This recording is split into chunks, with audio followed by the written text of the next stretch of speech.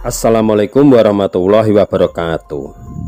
Halo semuanya, selamat berjumpa kembali sahabat-sahabat viewer dan subscriber channel Jagat Mistis. Kali ini saya akan membawakan sebuah kisah misteri dengan judul "Lelaki ini hampir dijadikan tumbal oleh istrinya". Saya ucapkan selamat mengikuti.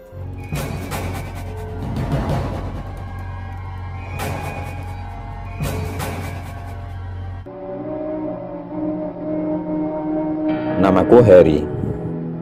Aku seorang suami dari seorang wanita yang bernama Novi. Kami sudah 2 tahun lamanya menikah, namun belum dikaruniai anak. Hal ini disebabkan karena Novi istriku memang belum mau mempunyai anak. Alasannya, dia masih ingin berduaan saja denganku. Pada awal pernikahan, alasannya itu aku rasa memang masuk akal, karena kami berdua memang masih muda.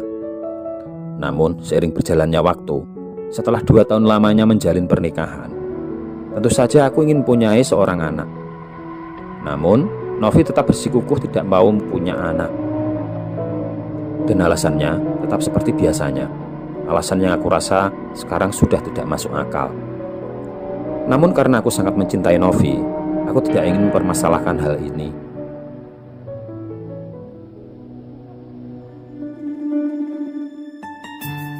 Pada suatu hari, Novi mengajakku pergi ke kampung halamannya di Jawa Timur. Sejak kecil, Novi dan kedua orang tuanya tinggal di Jawa Tengah. Jadi, di Jawa Timur itu adalah kampung halaman orang tuanya. Novi pun sebenarnya juga belum pernah sekalipun pergi ke kampung halaman orang tuanya di Jawa Timur. Entah mengapa, tiba-tiba dia mempunyai keinginan seperti itu. Ya, mungkin saja menurutku Novi ingin tamasa atau refreshing. Karena memang banyak tempat wisata di Jawa Timur yang sangat indah dan menarik. Akhirnya setelah mempersiapkan segalanya dengan matang, kami berdua pergi ke kampung halamannya Novi. Setelah melalui perjalanan yang sangat jauh, kami berdua akhirnya tiba di tujuan. Ternyata kampung halamannya Novi ini terletak di sebuah dusun yang sangat terpencil. Aku pun juga sempat agak bingung karena di situ tidak ada hotel. Walaupun di situ adalah tempat kampung halamannya Novi, tapi di situ Novi sudah tidak mempunyai rumah dan tempat tinggal karena sudah pindah puluhan tahun lamanya. Seperti pada umumnya warga desa yang masih terpencil, mereka sangat ramah sekali pada pendatang. Ketika mobil kami mampir ke sebuah warung untuk beristirahat dan makan, banyak warga desa berkerumun berkumpul di sekeliling mobil kami. Mulai dari anak-anak kecil sampai dewasa, mereka ikut berkerumun. Mereka sangat ramah sekali kepada kami. Dan aku pun juga aku sempatkan untuk membagikan uang kecil kepada anak-anak yang berkerumun. Aku pun bertanya kepada mereka, apakah di sini ada penginapan atau hotel? Mereka menjawab, kalau di sini tidak ada penginapan, hotel, dan sejenisnya. Mereka pun langsung menawarkan kepada kami untuk menginap di rumahnya. Namun tiba-tiba ada seorang nenek-nenek yang datang dan langsung memegang tanganku. "Menginap di rumahku saja, nak." "Sudahlah, menginap di rumahku saja," katanya. Aku sebenarnya agak risih juga. Namun, pegangan nenek itu sangat kuat sekali. Melihat hal itu, Novi kelihatannya kurang senang. Tapi ketika aku lihat Novi hendak menegur sang nenek itu, aku langsung memberikan isyarat padanya agar mengurungkan niatnya. Aku pun berkata kepada sang nenek itu, "Baiklah, Nek, kami akan menginap di rumah nenek."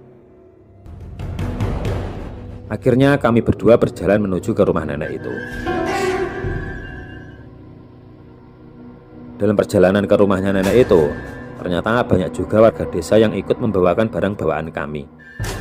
Sampai di depan rumah sang nenek, aku dan istriku sempat saling berpandangan. Karena rumah sang nenek itu terus terang seperti gubuk yang sudah reot dan rapuh. Namun, ketika kami masuk ke dalam rumahnya, kami sangat terkejut sekali. Ternyata di dalam rumah nenek itu tempatnya sangat bersih sekali dan rapi.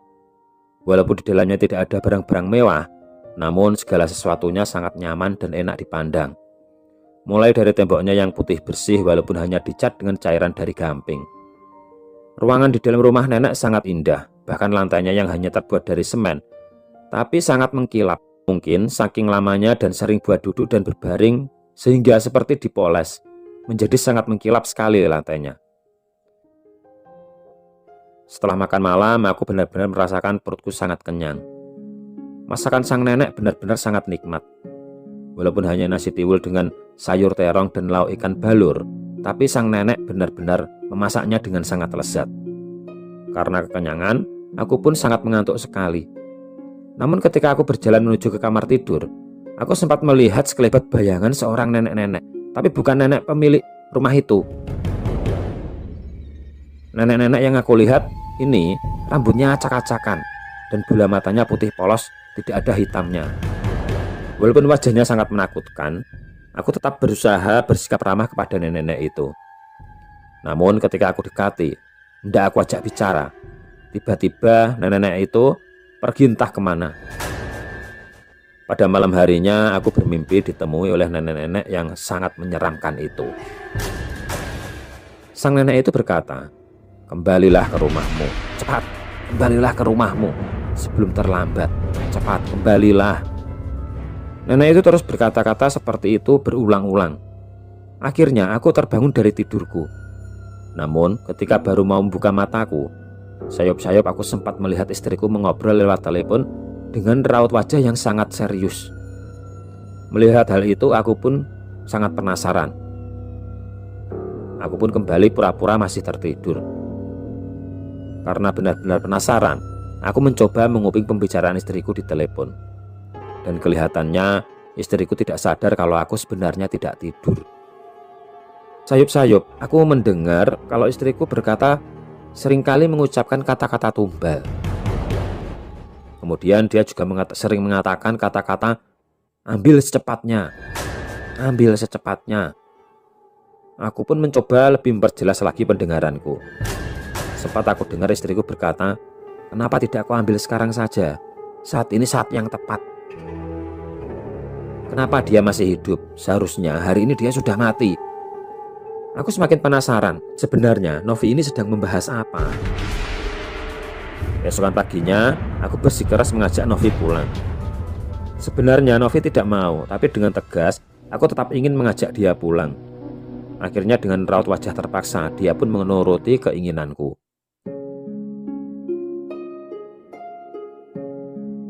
Dalam perjalanan pulang, aku usahakan untuk mengobrol seperti biasa.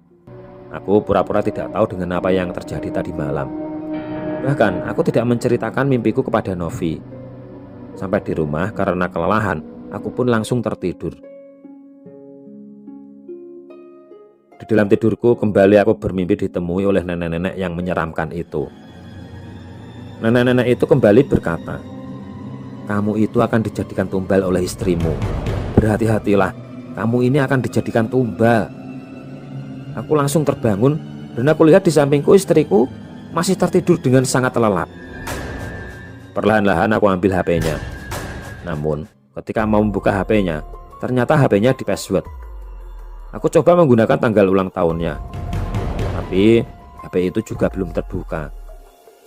Kemudian aku coba dengan tanggal pernikahan kami. Akhirnya aku pun bisa membuka HP itu. Setelah HP itu berhasil kebuka, aku mendapati hal yang sangat mengejutkan di dalamnya. Di dalam HP itu aku lihat dia sedang chattingan dengan seseorang yang tidak diberi nama dan tidak ada kontaknya. Namun dalam chattingan itu terlihat jelas kalau dia sedang mengikuti ritual pesugihan dengan dibimbing oleh orang yang diajak chatting itu. Aku terus menyimak obrolan mereka, dan akhirnya aku dapati kenyataan yang sangat mengejutkan. Ternyata Novi berniat menjadikan aku tumbal. Aku jadi ingat nenek-nenek sewaktu pergi ke kampung halamannya Novi. Keesokan harinya, aku langsung pergi ke tempat sang nenek-nenek itu. "Sebenarnya apa yang terjadi, Nek?" tanyaku kepada sang nenek itu. Nenek itu kemudian menjelaskan, "Begini Nak Heri, sewaktu Nak Heri beberapa hari yang lalu mampir ke kampung ini dan dikerumuni banyak orang, nenek sempat melihat kalau di belakang Mas Heri itu ada sesosok nenek-nenek yang rambutnya acak-acakan dan bola matanya putih polos." Secara refleks aku langsung merespon kata-kata sang nenek. "Iya Nek, aku sering bermimpi bertemu nenek-nenek yang ciri-cirinya persis yang nenek sebutkan tadi." Kemudian sang nenek itu berkata, Sewaktu aku mendekati kerumunan orang itu, nenek-nenek itu mengatakan kepadaku, "Iki tulungono putuku iki." Maksudnya adalah, "Tolong cucuku ini, tolong. Putuku iki arep didadekne tumbal karo bojone." Artinya, cucuku ini mau dijadikan tumbal oleh istrinya, kata nenek bermuka seram itu. Maka dari itu, saya langsung memegang tangan Nak Heri agar mau masuk ke rumah saya. Karena saat itu sebenarnya Nak Heri akan dibawa oleh istri Nak Heri ke tempat persembahan. Dan ketika Nak Heri menginap di rumah nenek beberapa waktu yang lalu, sebenarnya pada malam itu ada 2 iblis yang hendak menculik Nak Heri. Namun kedua iblis itu telah berhasil diusir oleh nenek-nenek yang bermata polos putih itu tadi. Mendengar penuturan sang nenek itu, aku langsung mengucapkan terima kasih yang sebanyak-banyaknya.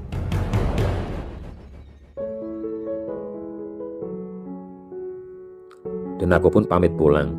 Namun sebelum pamit pulang, aku memberikan amplop pada sang nenek itu. Tapi sang nenek itu menolak. Benar-benar tidak mau menerima amplop dariku. Akhirnya aku pergi sebentar, dan beberapa saat kemudian aku datang kembali bersama 5 orang laki-laki yang bertubuh besar. Masing-masing laki-laki itu membawa sekarung besar beras. "Tolong ya Nek, kalau yang ini diterima." "Waduh Nak Heri, jangan begitu. Nenek jadi gak enak. Nenek menolong Mas Heri itu ikhlas," ucap sang nenek. "Begini saja Nek, anggap saja ini beras untuk kita makan bersama. Jika suatu saat nanti aku mampir ke sini, anggap saja beras ini kita makan berdua." Akhirnya mendengar alasanku itu, sang nenek mau menerima 5 karung beras itu tadi.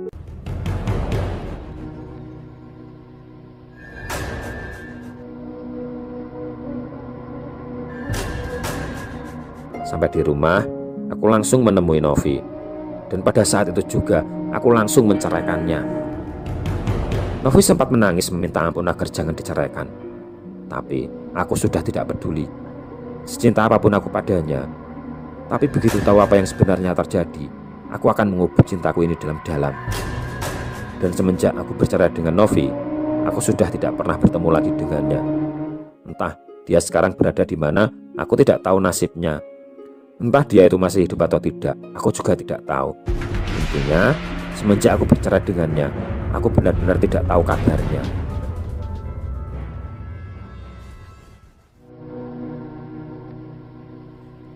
Dan akhirnya cerita ini selesai sampai di sini. Terima kasih untuk teman-teman semua yang sudah menyimak video kami kali ini.